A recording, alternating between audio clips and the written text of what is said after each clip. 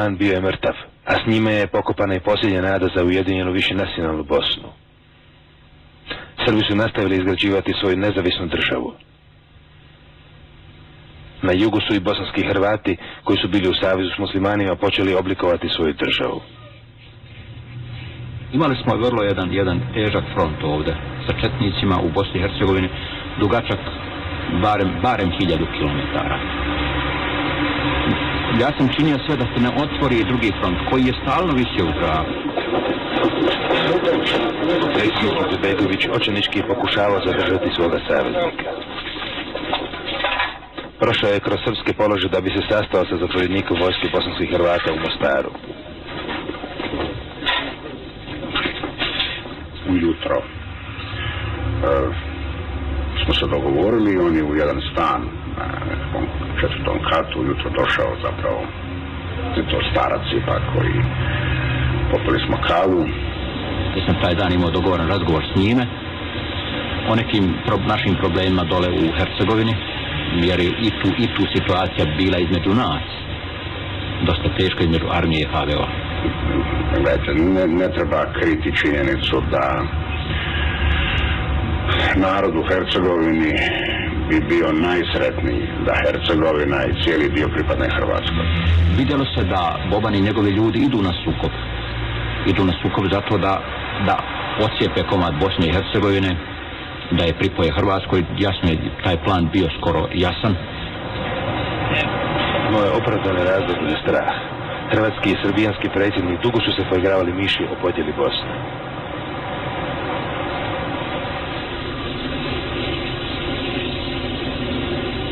Godinu dana prije, televizijska ekipa slučajno naišla na vođu bosanskih Srba u Austriji.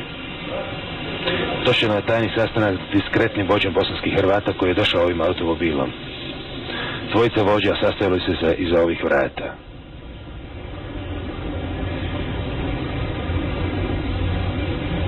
To je bio jedan vrlo dobar, koristan razgovor. Boban je smatrao da Hrvati treba da se koncentrišu na svojim teritorijama. Herceg Bosna je kao ideja bez imena bila trajno u hrvatskom narodu u Bosni i Hercegovini.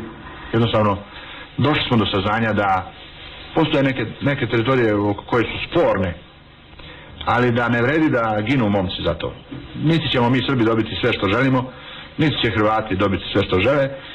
I sastanak je trajao u smislu da su Srbi kazali da je njihova vojna opcija da granica Srbije mora biti rijeka Neretva. Bosanski su se Hrvati okrenuli protiv svojih muslimanskih saveznika.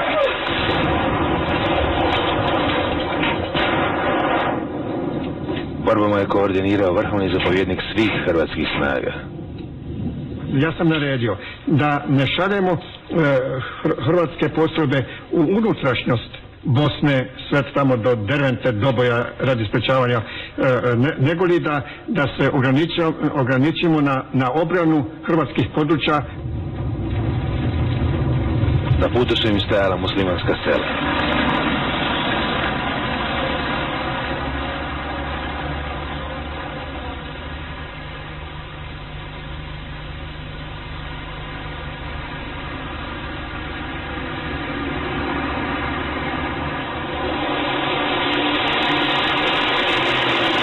Tisuće muslimanskih boraca bile su u redovima hrvatske vojske punu godinu dana. Sada su Hrvati zatočili bivše suborce. Dakle, razoružavanja, kad su logori postali, kad je dakle negdje ljudi trebalo staviti, sjećam se da sam gospodinu Bruni Stojiću, koji je bio ministar obrane, rekao: Bruno, pazite dobro, nemojte raditi nešto čega ćemo se stidjeti.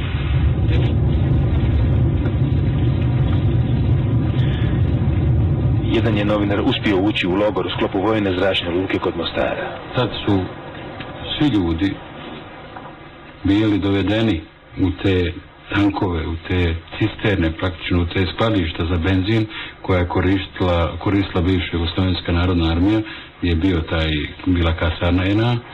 To su bili skladišta u zemlji, u brežuljcima, a bile su ogromne vrućine i imali su samo jedan mali otvorčić od 20 centimetara kvadratnih kroz kojih je ulazio zrak. Ljudi su bukvalno umirali.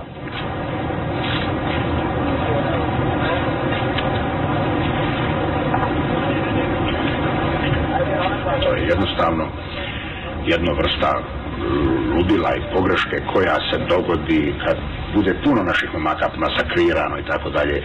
Uzavre ta krv do granica kad se evo onda ne promišljaju stvari do te mjere da se onda napravi jedan logor kojeg se treba stidjeti kao čovjek i kao Hrvat.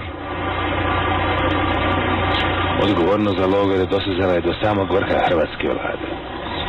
Postojanje logora nije moglo biti bez znanja predsjednika Tuđmana. Onda sam ja ispomenuo logore i tko to organizira. On kaže, ne možemo se mi Hrvati samo optuživati, možda ima nešto, ali i drugi imaju logore.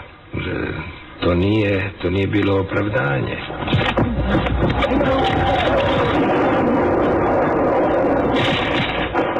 Potaknuti strahom od potpuno uništenja lako naoružani muslimani su uzvratili.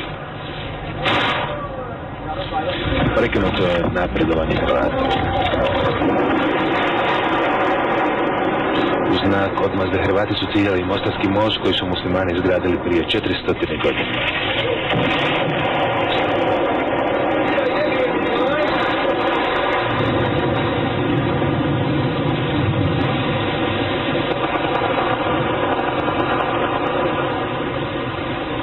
Bilo je to točno 4 godine nakon pada Berlinskog zida, događaja koji je najavio novi svjetski poredak.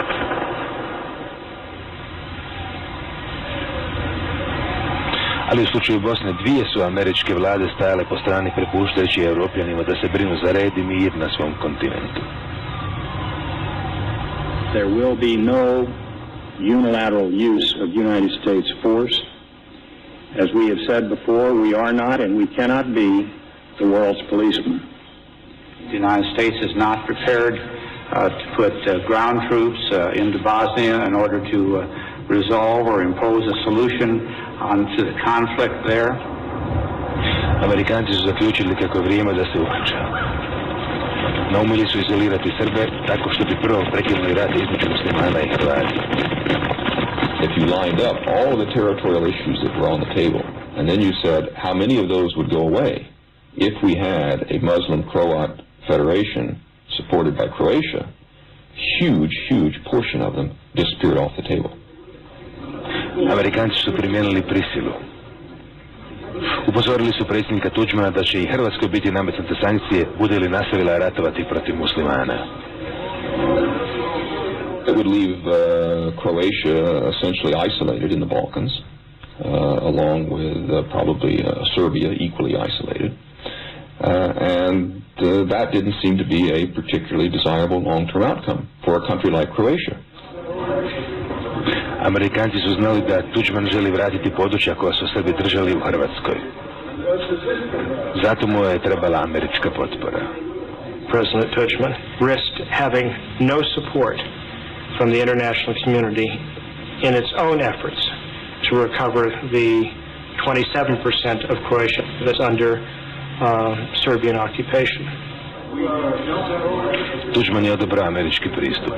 Isto tako bilo mi je jasno da treba spriječiti da na tlu Bosne ne dođe do civilizacijskog sukoba i između zapadne civilizacije i islamske civilizacije i zbog toga zapadni svijet je preporučivao nama sporazum sa muslimanima.